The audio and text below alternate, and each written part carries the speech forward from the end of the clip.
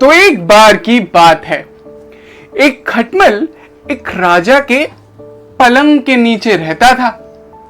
एक दिन उस शयन कक्ष में यानी राजा के बेडरूम में आया एक पिस्सू। हा हा।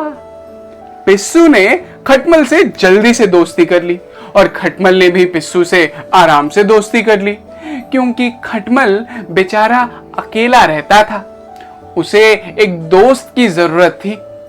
पिस्सू को देखकर उसे लगा इससे दोस्ती कर लेता हूं, और उसने दोस्ती कर ली। पिस्सू ने अभी तक राजा का खून नहीं पिया था। उसने सुना था कि राजा का खून बड़ा टेस्टी होता है, तो उसने अपने नए नवेले दोस्त खटमल से कहा कि वो भी राजा का खून पिएगा। खटमल ने कहा, तुम राजा का खून पी सकते हो, लेकिन तब जब मैं खून पी लूं। मैं पहले अपना पेट आराम से भर लूंगा, तब तुम्हें इशारा करूंगा और तुम आकर राजा का खून पी लेना। मगर ध्यान रहे, ज्यादा जोर से मत काटना और आराम से खून पीना, वरना गड़बड़ हो सकती है। पिस्सू ने सहमति दे दी। थोड़ी देर बाद उस बेडरूम में, उस शयन कक्ष में आए राजा, और वो अपने पलंग पर बैठे और लेट गए सोने के लिए। राजा का इतना मोटा और तगड़ा शरीर देखकर पिस्सू से तो रहा ही नहीं गया, और वो जल्दी से राजा के ऊपर चढ़ा। खटमल को पता भी नहीं चला कि कब वो उसके नजदीक से भाग गया, और जल्दी से राजा के ऊपर चढ़ा, और राजा के सोने से पहले ही उसने राजा की बाजू में काटा। और राजा ने अपने हाथ में मारा, मगर पिस्सू वहां से भाग चुका था। वो उसके दूसरे हाथ में आ गया, दूसरे हाथ में काटा। राजा ने दूसरे हाथ में मारा, मगर वो वहां से भी भाग चुका था। वो उसकी पीठ पर आ गया और पीठ पर जाकर फिर से काटा। राजा ने अब राजा हो चुका था परेशान।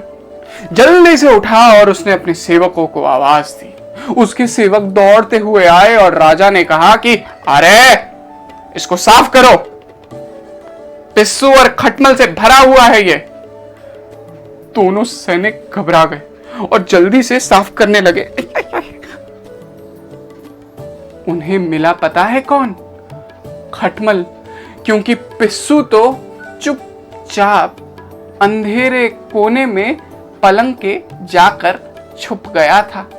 बेचारा खटमल उस पलंग की चद्दर की सिलवटों में फंस गया था। उन दोनों ने खटमल को उठाया, खिड़की से बाहर देखा और